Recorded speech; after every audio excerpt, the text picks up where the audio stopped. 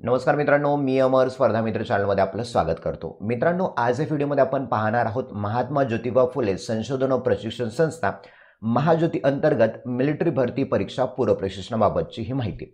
मित्रांनो, महत्त्वाचं आहे की बाबा कोणत्या प्रवर्गासाठी हे भरती प्रशिक्षण असणार आहे, सविस्तरपणे आपण माहिती बघणार आहोत। ओके, बघा, मिलिटरी भरती परीक्षा पूर्व प्रशिक्षणाकरता नॉन क्रिमिलियर गटातील इतर मागासवर्गीय, विमुक्त जाती, भटक्या जमाती तसेच विशेष मागास प्रवर्गातील विद्यार्थ्यांना मिलिटरी भरतीच्या पूर्व तयारीसाठी मोफत ऑफलाईन व अनिवासी पद्धतीने महाज्योती मार्फत प्रशिक्षण देण्यात येणार आहे।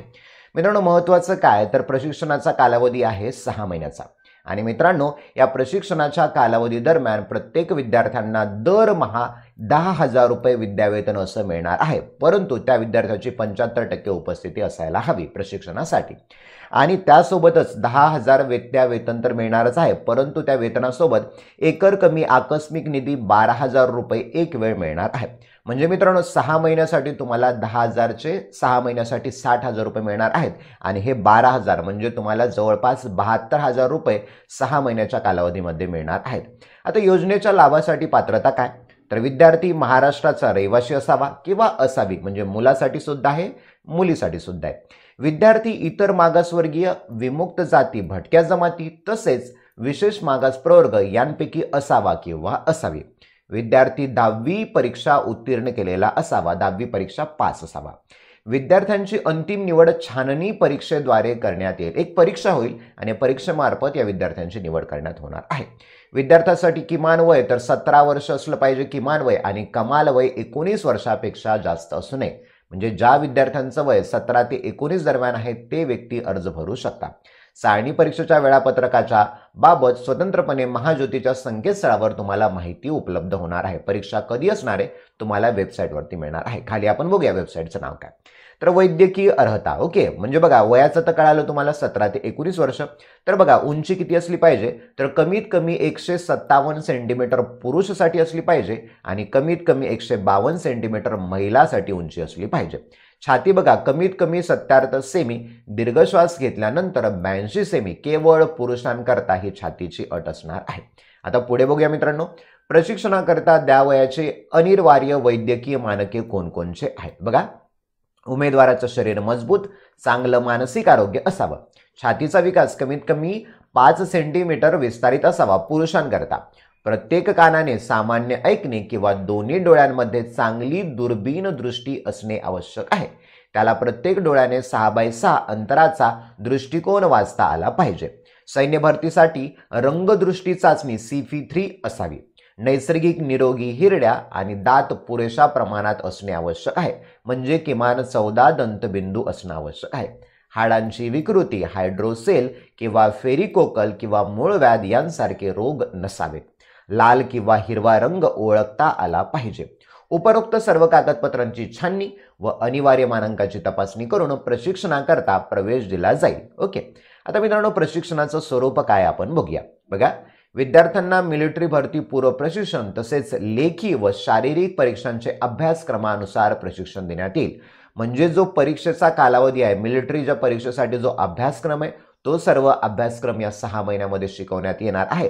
तसेच शारीरिक परीक्षाचा म्हणजे जी फिजिकल टेस्ट असते त्याची म्हणजे मैदानी चाचणीचा सुद्धा सराव या प्रशिक्षणादरम्यान घेण्यात येणार आहे। सदर प्रशिक्षणाचा कालावधी हा 6 महिन्याचा असणार आहे आणि प्रशिक्षण अनिवासी स्वरूपाचे आहे। म्हणजे या 10,000 रुपयामध्येच तुम्हाला तुमचं मेसचं भाडं असेल, मेस असेल किंवा रूमचं भाडं असेल, तुम्हाला यामध्ये तुमचं स्वतःचं करायचं, फक्त तुम्हाला ते 10,000 रुपये प्रत्येक महिन्याला देणार आहेत। प्रशिक्षण हे ऑफलाईन स्वरूपाचं असणार आहे, म्हणजे तुम्हाला क्लासला तेथे जाऊन करावं लागणार आहे। ओके, सामाजिक प्रवर्गासाठी आरक्षण किती बघा, इतर मागासवर्गीय ओबीसीसाठी 59%, विमुक्त जाती 10%, भटक्या जमाती 8%, भटक्या जमाती क 11%, भटक्या जमाती ड 6%, विशेष मागास प्रवर्ग SB साठी 6%, यानुसार आरक्षण असणार आहे। म्हणजे या विद्यार्थ्यांची निवड केली जाणार आहे प्रशिक्षणासाठी। अनाथांसाठी 1% आहे, तर प्रवर्गनिहाय महिलांसाठी 30% जागा आरक्षित आहेत। महिलांसाठी बघा, महिलांसाठी 30% स्पेसिफिक जागा आरक्षित आहेत। अर्ज करण्यासाठी आवश्यक कागदपत्र काय तर तुमचा आधार कार्ड लागेल, पुढील व मागील बाजू सहित, म्हणजे दोन्हीचा PDF बनवत असताना पहिलं फ्रंट साइड आणि मागचा ॲड्रेस दोन्ही बनवू शकता। जातीचं प्रमाणपत्र असलं पाहिजे तुमच्याकडे, कास्ट सर्टिफिकेट नंतर वैध नॉन क्रिमिलेअर प्रमाणपत्र, नॉन क्रिमिलेअर सर्टिफिकेट असलं पाहिजे, 10वीची गुणपत्रिका असली पाहिजे आणि अनाथ असाल तर अनाथ प्रमाणपत्र असल्यास अनाथ प्रमाणपत्राची आवश्यकता नाही तर गरज नाहीये.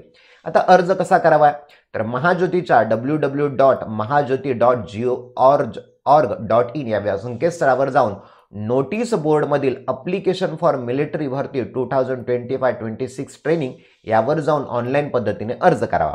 अर्ज भरताना काही माहिती लाल रंगाच्या स्टार चिन्हाने दर्शवलेली असेल ती माहिती उमेदवारांना बंधनकारक आहे. म्हणजे जेथे जेथे स्टार दर्शवले ना ती माहिती तुम्हाला भरणं कंपल्सरी आहे, बाकीची नाही भरलीच तरी सुद्धा चालेल. अर्जासोबत तपशिलात नमूद केलेले सर्व कागदपत्रे स्वाक्षांकित करून जे डॉक्युमेंट आहे तुमचा 10वीचा मार्क मेमो किंवा कास्ट सर्टिफिकेट त्याच्यावर काय करायचं तुम्हाला खाली सही करायची आणि मग नंतर बघा स्वाक्षांकित करून स्पष्ट दिसतील असे तुम्हाला स्कॅन करून त्याला अर्जाला जोडायचे. ओके. अटी शर्ती काय तर अर्ज करण्याचा अंतिम दिनांक 15/3/2025 म्हणजे 15 मार्च असेल. पोस्टाने किंवा ईमेलद्वारे प्राप्त अर्जाचा विचार केला जाणार नाही. ओके. म्हणजे वेबसाईटवर जाऊन अर्ज भरायचा. जाहिरात रद्द करणं, मुदतवाढ देणं, अर्ज नाकारणं, स्वीकारणं याबाबतचे सर्व अधिकार व्यवस्थापकीय संचालक महाज्योती यांचे राहतील. चाळणी परीक्षेत प्राप्त गुणांकानुसार मेरिटच्या आधारे म्हणजे परीक्षा झाल्यानंतर ज्या विद्यार्थ्यांना जास्त मार्क असतील व आरक्षित जागाच्या प्रमाणात पात्र विद्यार्थ्यांची निवड यादी असणार आहे. तसेच प्रतीक्षा यादी महायुतीच्या संकेतस्थळावर प्रसिद्ध करण्यात येणार आहे. ओके. प्रशिक्षणाकरता निवड झालेले विद्यार्थी ज्या दिनांकात संस्थेस प्रशिक्षणाकरता रुजू होतील त्या दिनांकापासून त्यांना महाज्योतीच्या धोरणानुसार विद्यावेतन लागू राहील. तथापि प्रत्यक्ष प्रशिक्षणास 75% उपस्थिती असणाऱ्यांनाच विद्यावेतन देय राहील. म्हणजे तिथे बायोमेट्रिक तुमची प्रेझेंटी वगैरे होणार आहे. कोणत्याही माध्यमातून व अंतिम निवड प्रक्रियेच्या तसेच प्रशिक्षणाच्या कोणत्याही टप्प्यावर उमेदवारांनी चुकीची माहिती सादर केलेली असेल किंवा दोषपूर्ण व दिशाभूल करणारी असेल तर तो कायदेशीर कारवाईस पात्र राहील. यापूर्वी महाज्योतीच्या कुठल्याही योजनेचा लाभ घेतल्याचं आढळल्यास तसेच महाराष्ट्र राज्य शासनाच्या सारथीय संस्थेकडून योजनेचा लाभ घेतला असल्यास त्याची निवड रद्द करण्यात येईल. म्हणजे अगोदर जर तुम्ही महाज्योतीच्या प्रशिक्षणांतर्गत दुसरा कुठला लाभ घेतला असेल तर तुम्हाला हा फॉर्म भरता येणार नाहीये. विद्यार्थ्याचं बँक खातं आधार क्रमांकाशी संलग्न करणं आवश्यक आहे कारण या बँक खात्यावर तुमचं विद्यावेतन पडणार आहे. अर्ज भरताना कोणत्याही प्रकारच्या अडचणी आल्यास कार्यालयीन वेळेत महाज्योतीच्या कॉल सेंटरवर कॉल करावा.